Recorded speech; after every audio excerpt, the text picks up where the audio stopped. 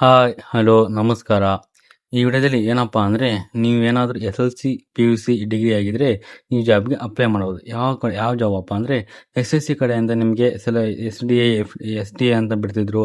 ಹಾಗೆ ಸೆಲೆಕ್ಷನ್ ಏನೋ face 9, face 11 ಬಿಡ್ತಿದ್ರು. ಓಕೆನಾ.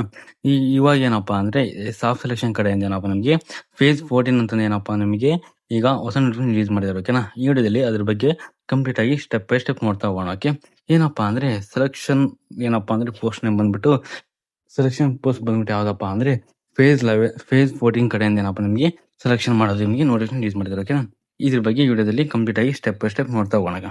ಸಂಸ್ಥೆ ಹೆಸರು ಬಂದ್ಬಿಟ್ಟು ಏನಪ್ಪಾ ಅಂದ್ರೆ SSC ಅಂದ್ರೆ ಸಾಫ್ಟ್ ಸೆಲೆಕ್ಷನ್ ಕಮಿಷನ್ ಕಡೆಯಿಂದ ಏನಪ್ಪ ನಿಮಗೆ ಫೇಸ್ 14 ಇಂದ ನಿಮಗೆ ಅಪ್ಲಿಕೇಶನ್ ಹಾಕಲು ಇಲ್ಲಿ ಬಿಟ್ಟಿದ್ದಾರೆ. ಓಕೆ. ಹಾಗೆ ಅರ್ಜಿ ಪ್ರಾರಂಭ ದಿನಾಂಕ ಬಂದ್ಬಿಟ್ಟು ಯಾವಾಗಪ್ಪ ಅಂದ್ರೆ ಏಪ್ರಿಲ್ 13ನೇ ತಾರೀಕು ಏನಪ್ಪ ಅಂದ್ರೆ ಆಲ್ರೆಡಿ ಮೊನ್ನೆಯಿಂದ ಅಪ್ಲಿಕೇಶನ್ ಸ್ಟಾರ್ಟ್ ಆಗಿದೆ. ಓಕೆನಾ. ಹಾಗೆ ಕೊನೆಯ ದಿನಾಂಕ ಬಂದ್ಬಿಟ್ಟು ಯಾವಾಗಪ್ಪ ಅಂದ್ರೆ ಮೇ 4ನೇ ತಾರೀಕು ನಿಮ್ದು ಕೊನೆಯ ದಿನಾಂಕ ಆಗಿರುತ್ತೆ. ಓಕೆನಾ. ಹಾಗೆ ಅಮೌಂಟ್ ಪೇ ಮಾಡೋದು ಕೊನೆಯ ದಿನ ಬಂದ್ಬಿಟ್ಟು ಮೇ 5ನೇ ತಾರೀಕು ನಿಮ್ದು ಕೊನೆಯ ದಿನಾಂಕ ಆಗಿರುತ್ತೆ. ಹಾಗೆ ಕರೆಕ್ಷನ್ ದಿನಾಂಕ ಬಂದ್ಬಿಟ್ಟು ಯಾವಾಗಪ್ಪ ಅಂದ್ರೆ 11, 13 ಮೇ ತಿಂಗಳಾಗಿರುತ್ತೆ. ಓಕೆನಾ. ಹಾಗೆ ಪರೀಕ್ಷೆ ದಿನಾಂಕ ಬಂದ್ಬಿಟ್ಟು ನಿಮ್ಗೆ ಏನಪ್ಪಾ ಅಂದ್ರೆ ಜೂನ್ ತಿಂಗಳೊಳಗೆ ನಿಮ್ಗೆ ಎಕ್ಸಾಮ್ ಕಂಡಕ್ಟ್ ಮಾಡ್ತಾರೆ ಅಂತಂದು ಇಲ್ಲಿ ಟೆಂಟೇಟಿವ್ ಟೈಮ್ ಟೇಬಲ್ ಕೂಡ ಇಲ್ಲಿ ಬಿಟ್ಟಿದ್ದಾರೆ. ಓಕೆನಾ. ಅಪ್ಲಿಕೇಶನ್ ಸ್ಟಾರ್ಟ್ 13ನೇ ತಾರೀಕು, ಕೊನೆಯ ದಿನಾಂಕ 4ನೇ ತಾರೀಕು ಆಗಿರುತ್ತೆ. ಓಕೆನಾ. ಹಾಗೆ ಹುದ್ದೆಗಳ ವಿವರ ಬಂದ್ಬಿಟ್ಟು ಏನಪ್ಪಾ ಅಂದ್ರೆ ಇಲ್ಲಿ ಅವರು ಏನಪ್ಪಾ ಅಂದ್ರೆ 3,000 ಹುದ್ದೆಗಳು ಇಲ್ಲಿ ಖಾಲಿ ಇದ್ದೇವೆ ಅಂತ ಇಲ್ಲಿ ಮೆನ್ಷನ್ ಮಾಡಿದ್ದಾರೆ. ಓಕೆನಾ. ಹಾಗೆ ಇಲ್ಲಿ ಏನಪ್ಪಾ ಅಂದ್ರೆ ಎಕ್ಸಾಮ್ ಕಂಡಕ್ಟ್ ಮಾಡಿ ಆದ್ಮೇಲೆ ಕೂಡ ನಿಮಗೆ ಜಾಸ್ತಿ ಕೂಡ ಅಪ್ಲಿಕೇಶನ್ ಜಾಸ್ತಿ ಆಗ್ಬೋದು ಅಂತಂದು ಏನಪ್ಪಾ ಅಂದ್ರೆ ನಾನು ಇಲ್ಲಿ ಮೆನ್ಷನ್ ಮಾಡಿಲ್ಲ. ಓಕೆನಾ. ಹಾಗೆ ವಿವಿಧ ಏನಪ್ಪಾ ಇಲಾಖೆ ಕಡೆಯಿಂದ ಏನಪ್ಪಾ ನಮಗೆ ಜಾಸ್ತಿ ಹುದ್ದೆಗಳು ಬರ್ಬೋದು ಅಂತ ಇಲ್ಲಿ ಎಕ್ಸ್ಪೆಕ್ಟ್ ನಾವು ಮಾಡ್ತಾ ಹೋಗ್ಬೋದು. ಹಾಗೆ ನೆಕ್ಸ್ಟ್ ಬಂದ್ಬಿಟ್ಟು ಏನಪ್ಪಾ ಅಂದ್ರೆ ನಿಮಗೆ ಈ ಅಪ್ಲಿಕೇಶನ್ ಆಗ್ಬೇಕಪ್ಪ ಅಂದ್ರೆ ಎಜುಕೇಶನ್ ಕ್ವಾಲಿಫಿಕೇಶನ್ ಏನಾಗಿರ್ಬೇಕಪ್ಪ ಅಂದ್ರೆ ಮೊದಲನೇ ಬಂದ್ಬಿಟ್ಟು ಏನಪ್ಪಾ ನಮಗೆ SLC ಪಾಸ್ ಆಗಿರಬೇಕು. ಹಾಗೆ 12th ಪಾಸ್ ಆದ್ರೆ ಅಪ್ಲೈ ಮಾಡ್ಬೋದು. ಹಾಗೆ ಯಾವುದೋ ಒಂದು ಡಿಗ್ರಿ ಕೂಡ ಪಾಸ್ ಆದರೆ ಜಾಬಿಗೆ ನೀವು ಅಪ್ಲೈ ಮಾಡೋದು. ಓಕೆನಾ. ನೀವು ಏನಪ್ಪಾ ಅಂದ್ರೆ 10th ಪಾಸ್ ಆದ್ರೆ ಕೂಡ ಜಾಬ್ಗೆ ಎಲಿಜಿಬಲ್ ಇರ್ತೀರಾ. ಹಾಗಾಗಿ ಈ ಜಾಬಿಗೆ ನೀವು ಆರಾಮಾಗಿ ನೀವು ಅಪ್ಲೈ ಮಾಡ್ಬೋದು. ನೆಕ್ಸ್ಟ್ ಬಂದ್ಬಿಟ್ಟು ಏನಪ್ಪಾ ಅಂದ್ರೆ ವಯೋಮಿತಿ ಎಷ್ಟಿರಕಪ್ಪ ನಾವು ಈ ಜಾಬ್ಗೆ ಅಪ್ಲೈ ಮಾಡಕಪ್ಪ ಅಂದ್ರೆ ನಿಮ್ದೇನಪ್ಪ ಅಂದ್ರೆ ಕನಿಷ್ಠ ಏನಪ್ಪಾ ಅಂದ್ರೆ 18 ವರ್ಷದಿಂದ 25 ವರ್ಷ ಒಳಗಿದ್ರು ಕೂಡ ಈ ಜಾಬ್ಗೆ ಅಪ್ಲೈ ಮಾಡ್ಬೋದು. ಹಾಗೆ 18 ವರ್ಷದಿಂದ 27 ವರ್ಷದ ಜಾಬ್ಗೆ ಅಪ್ಲೈ ಮಾಡ್ಬೋದು. ಅಂದ್ರೆ ಈ ಪೋಸ್ಟ್ ಅಲ್ಲಿ ಡಿಫ್ರೆಂಟ್ ಏನೋ ಪೋಸ್ಟ್ಗಳು ಬಿಟ್ಟಿದ್ದಾರೆ. ಓಕೆನಾ.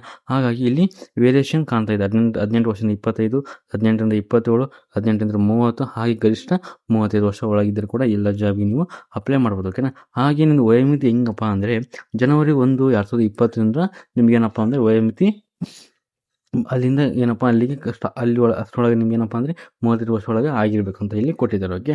ಅದಾದ್ಮೇಲೆ ಏನಪ್ಪಾ ಅಂದ್ರೆ SC, ST, OBC ಕೆಟಗರಿಗೆ ಏಜ್ ರಿಲ್ಯಾಕ್ಸೇಷನ್ ಎಷ್ಟು ಕೊಟ್ಟಿದ್ದಾರಪ್ಪ ಅಂದ್ರೆ SC, ST ಕೆಟಗರಿ ಬಂದ್ಬಿಟ್ಟು ಏನಪ್ಪಾ ಅಂದ್ರೆ 5 ವರ್ಷ ಕೊಟ್ಟಿದ್ದಾರೆ.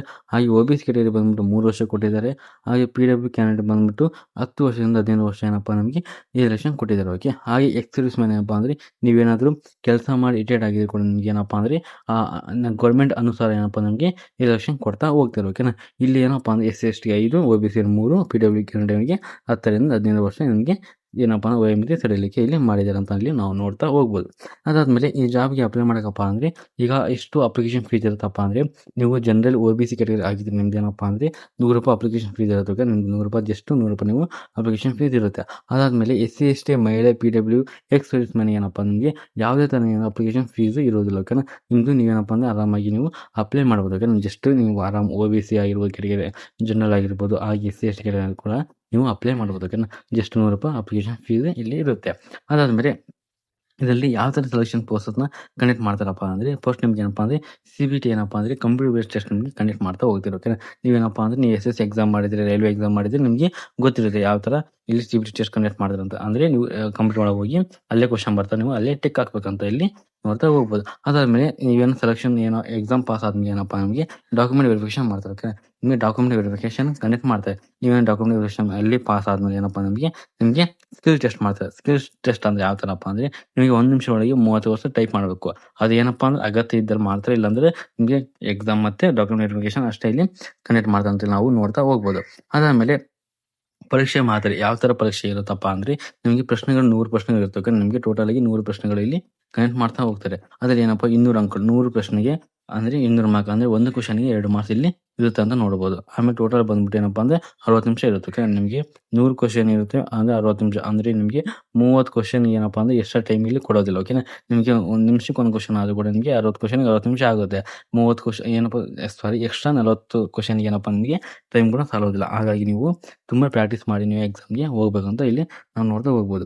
ಅದಾದ್ಮೇಲೆ ಈಗ ಅಪ್ಲಿಕೇಶನ್ ಹಾಕಿದ್ವಿ, ಅದಾದ್ಮೇಲೆ ಯಾವ ತರ ಓದ್ಬೇಕಪ್ಪ ಅಂದ್ರೆ ನಿಮಗೆ ವಿಷಯಗಳು ಯಾವಪ್ಪ ಅಂದ್ರೆ ಜನರಲ್ ಇಂಟೆಲಿಜೆನ್ಸ್ ಇರುತ್ತೆ, ಆಮೇಲೆ ಜನರಲ್ ಅವೇರ್ನೆಸ್ ಅಥವಾ ಹಿಸ್ಟ್ರಿ ಆಗಿರ್ಬೋದು, ಜಿಯೋಗ್ರಫಿ ಆಗಿರ್ಬೋದು, ಆಮೇಲೆ ಪಾಲಿಟಿ ಆಗಿರ್ಬೋದು, ಎಕನಾಮಿಕ್ ಆಗಿರ್ಬೋದು, ಹಾಗೆ ಹಲವಾರು ಏನಪ್ಪಾ ಅಂದ್ರೆ ಜನರಲ್ ಅವೇರ್ನೆಸ್ ಏನಪ್ಪಾ ಅಂದ್ರೆ ಇಲ್ಲಿ ಸಬ್ಜೆಕ್ಟ್ ಇರ್ತವೆ. ಹಾಗೆ ಆಪ್ಟಿಟ್ಯೂಡ್ ಅಂದ್ರೆ ಇಲ್ಲಿ ಮ್ಯಾಥ್ಸ್ ನೀವು ಓದ್ತೀರಾ ಆಯ್ತಾ, ಆಪ್ಟಿಟ್ಯೂಡ್ ಇರುತ್ತೆ. ಆಮೇಲೆ ಇಂಗ್ಲಿಷ್ ಪೇಪರ್ ಇರುತ್ತೆ. ಓಕೆ, ಇಂಗ್ಲಿಷ್ ಬಗ್ಗೆ ಸ್ವಲ್ಪ ತಿಳ್ಕೊಂಡು ಕೂಡ ಆರಾಮಾಗಿ ಜಾಬ್ ನೀವು ಅಪ್ಲೈ ಮಾಡೋದು. ಓಕೆ, 4 ಸಬ್ಜೆಕ್ಟ್ಗಳು ಇಲ್ಲಿ 4 ಸಬ್ಜೆಕ್ಟ್ ಇಂಟು ಏನಪ್ಪಾ ಅಂದ್ರೆ 25 ಅಂದ್ರೆ ಟೋಟಲ್ ಎಷ್ಟು ಆದಪ್ಪ ಅಂದ್ರೆ 100 ಏನಪ್ಪಾ ಅಂದ್ರೆ 100 ಕ್ವಶನ್ ಕಂಪ್ಲೀಟ್ ಆಗಿ 100 ಕ್ವಶನ್ ಆತಂತ ನಾವು ಇಲ್ಲಿ ನೋಡ್ತಾ ಹೋಗ್ಬೋದು.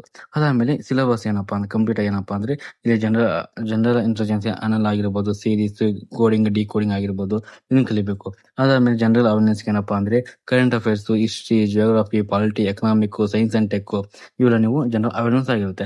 ಆಮೇಲೆ ಕ್ವಾಂಟಿಟಿ ಆಪ್ಟಿಟ್ಯೂಡ್ ಏನಪ್ಪಾ ಅಂದ್ರೆ ನಿಮಗೆ ನಂಬರ್ ಸಿಸ್ಟಮ್ ಆಗಿದ್ದು, percentage, ratio, profit and loss, time and work mensuration ಕೂಡ ಇಲ್ಲಿ ನೀವು ಕಲಿತಾ ಹೋಗ್ಬೇಕು. ಓಕೆನಾ, ಇದಿಷ್ಟು ಏನಪ್ಪಾ ಅಂದ್ರೆ ಸಬ್ಜೆಕ್ಟ್ ಕೂಡ ಆಗಿರುತ್ತೆ. ಆಮೇಲೆ ಇಂಗ್ಲಿಷ್ ಏನಿರುತ್ತಪ್ಪ ಅಂದ್ರೆ ಇಲ್ಲಿ ಗ್ರಾಮರ್ ಇರುತ್ತೆ, ಏನಪ್ಪಾ ಆಮೇಲೆ ಸಿನಾಪ್ಸಿಸ್ ಇರುತ್ತೆ. ಆಮೇಲೆ ಸೈನ್ಸ್ ಅಂಡ್ ಇದು ಸೆಂಟೆನ್ಸ್ ಸ್ಟ್ರಕ್ಚರ್ ಇರುತ್ತೆ.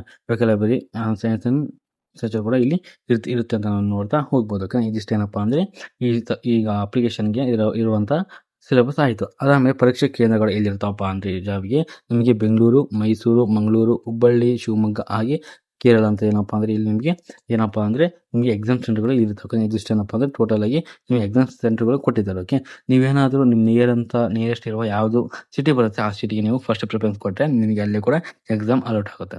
ಆಮೇಲೆ ಮುಖ್ಯ ಸೂಚನೆಗಳು ಏನಪ್ಪಾ ಅಂದ್ರೆ ಇದನ್ನ ಅಪ್ಲಿಕೇಶನ್ ಏನಪ್ಪಾ ಅಂದ್ರೆ ಆನ್ಲೈನ್ ಕೂಡ ಮುಖಾಂತರ ನೀವು ಅಪ್ಲಿಕೇಶನ್ ಹಾಕ್ಬೇಕಂತ ಇರುತ್ತೆ. ಓಕೆನಾ, ಇದನ್ನ ಯಾವ ತರ ಹಾಕ್ಬೇಕಪ್ಪ ಅಂದ್ರೆ ನಾವು ನೆಕ್ಸ್ಟ್ ವಿಡಿಯೋದಲ್ಲಿ ಇದನ್ನ ಅಪ್ಲಿಕೇಶನ್ ಯಾವ ತರ ಹಾಕೋದಂತ ನಿಮಗೆ ಕಂಪ್ಲೀಟ್ ಆಗಿ ಸ್ಟೆಪ್ ಬೈ ಸ್ಟೆಪ್ ನಿಮಗೆ ತಿಳಿಸಿ ಕೊಡ್ತಾ ಹೋಗ್ತೀನಿ. ಓಕೆ, ಅದಾದ್ಮೇಲೆ ಈ ಹುದ್ದೆಗೆ ಪ್ರತ್ಯೇಕ ಅರ್ಜಿಯನ್ನು ಹಾಕ್ಲೇಬೇಕು, ಕಂಪಲ್ಸರಿ ಸಪರೇಟ್ ಆಗಿ ಒಂದು ಅಪ್ಲಿಕೇಶನ್ ಹಾಕಬೇಕು.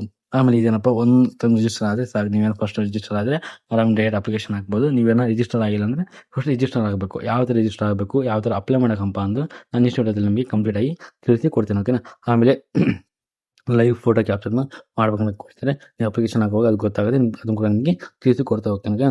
ಆಮೇಲೆ ನಿಮ್ದು ಏನಾದ್ರು ರಾಂಗ್ ಇನ್ಫಾರ್ಮೇಷನ್ ತಿಳಿಸಿದ್ರೆ ನಿಮ್ದು ಏನಪ್ಪ ಅಂದರೆ ಅಪ್ಲಿಕೇಶನ್ ರಿಜೆಕ್ಟ್ ಆಗೋ ಚಾನ್ಸ್ ಜಾಸ್ತಿ ಇರುತ್ತೆ. ಅದಾದ್ಮೇಲೆ ಪ್ರಮುಖ ಮಾಹಿತಿ ಏನಪ್ಪ ಅಂದರೆ ಪರೀಕ್ಷೆ ಬಂದ್ಬಿಟ್ಟು ನಿಮಗೆ ಕನ್ನಡದಲ್ಲಿ ಪರೀಕ್ಷೆ ಇರಲ್ಲ. ಇದು ಬಂದ್ಬಿಟ್ಟು ಇಂಗ್ಲಿಷ್ ಮತ್ತು ಹಿಂದಿಯಲ್ಲಿ ಮಾತ್ರ ಪರೀಕ್ಷೆ ಕಂಡಕ್ಟ್ ಮಾಡ್ತಾರೆ. ಆಮೇಲೆ ಇದೊಂದು ಅಬ್ಜೆಕ್ಟಿವ್ ಟೈಪ್ ಏನಪ್ಪ ಅಂದರೆ MCQ ಟೈಪ್ ಏನಪ್ಪ ಅಂದರೆ MCQ ಟೈಪು ನಿಮ್ದು ಅಪ್ಲಿಕೇಶನ್ ಆಗಿರುತ್ತೆ. ಆಮೇಲೆ ನಾರ್ಮಲೈಸ್ ವಿಧಾನ ಇದನ್ನು ನಾರ್ಮಲ್ ಆಗಿ ಇರುತ್ತೆ. ಯಾವುದೇ ಥರ ನಿಮಗೆ UPSC ಲೆವೆಲ್, KPSC ಲೆವೆಲ್ ಯಾವುದೇ ಥರ ಟಫ್ ಇರೋದಿಲ್ಲ. ಇದು ಈಸಿ ಆಗಿರುತ್ತೆ. ಹಾಗಾಗಿ ನೀವು ಆರಾಮಾಗಿ ಜಾಬ್ಗೆ ಅಪ್ಲೈ ಮಾಡೋದಕ್ಕೆ ಇದಿಷ್ಟು ಏನಪ್ಪಾ ಅಂದ್ರೆ SSC ಫೇಸ್ 14 ಏನಪ್ಪಾ ಅಂದ್ರೆ ನೋಟಿಫಿಕೇಶನ್ ರಿಲೀಸ್ ಮಾಡಿದ್ರಲ್ವಾ, ಅದ್ರ ಬಗ್ಗೆ ಈ ವಿಡಿಯೋದಲ್ಲಿ ಕಂಪ್ಲೀಟ್ ಆಗಿ ನಿಮಗೆ ತಿಳಿಸಿ ಕೊಟ್ಟಿದ್ದೇನೆ. ಓಕೆನಾ, ಹಾಗೆ ಪ್ರಮುಖ ಲಿಂಕ್ ಏನಪ್ಪಾ ಅಂದ್ರೆ ವೆಬ್ಸೈಟ್ ಲಿಂಕ್ ಮತ್ತು ಅಪ್ಲೈ ಲಿಂಕ್ ಡಿಸ್ಕ್ರಿಪ್ಷನ್ ಬಾಕ್ಸ್ ಅಲ್ಲಿ ಕೊಟ್ಟಿರ್ತೀನಿ. ನೀವು ಒನ್ ಟೈಮ್ ಚೆಕ್ಔಟ್ ಮಾಡ್ಕೊಂಡು ನೀವು ಆರಾಮಾಗಿ ಈ ಜಾಬ್ಗೆ ಅಪ್ಲೈ ಮಾಡೋದು. ಓಕೆನಾ, ಇದಿಷ್ಟು ಏನಪ್ಪಾ ಅಂದ್ರೆ SSC ಜಾಬ್ ಸೆಲೆಕ್ಷನ್ ಏನಪ್ಪ 3000 ಅಧಿಕ ಏನಪ್ಪಾ ಜಾಸ್ತಿ ಇರುವಂತ ಹುದ್ದೆಗಳು ಆಗಿತ್ತು. ಓಕೆನಾ, ನಿಮ್ಗೆ ಈ ವಿಡಿಯೋ ಇಷ್ಟ ಆಗಿದ್ರೆ ಲೈಕ್ ಮಾಡಿ, ಕಮೆಂಟ್ ಮಾಡಿ, ಹಾಗೆ ಶೇರ್ ಮಾಡ್ತಾ ಹೋಗಿ. ಓಕೆನಾ, ವಿಡಿಯೋ ನೋಡೋದಕ್ಕಾಗಿ ಧನ್ಯವಾದಗಳು.